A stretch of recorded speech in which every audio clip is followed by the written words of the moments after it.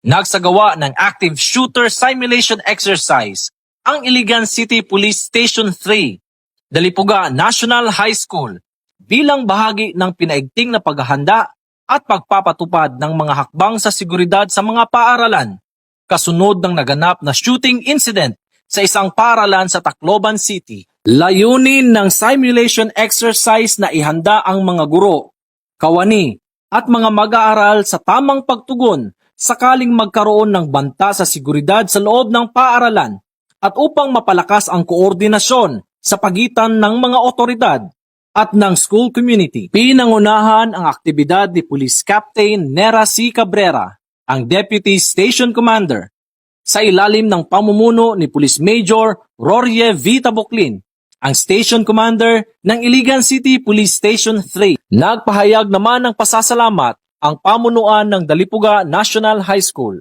sa pangunguna ni Principal Fedelin A. Gomez, kasama ang mga guro, kawani at mga mag-aaral sa matagumpay na pagsasagawa ng simulation exercise at sa patuloy na suporta ng kapulisan sa pagpapanatili ng ligtas na kapaligiran sa paaralan. Ayon sa Iligan City Police Office, bahagi ito ng patuloy na pagpapatupad ng Oplan Balik Eskwela at ng mas pinaigting na school security measures upang matiyak ang kaligtasan ng mga mag-aaral, guro at iba pang school personnel.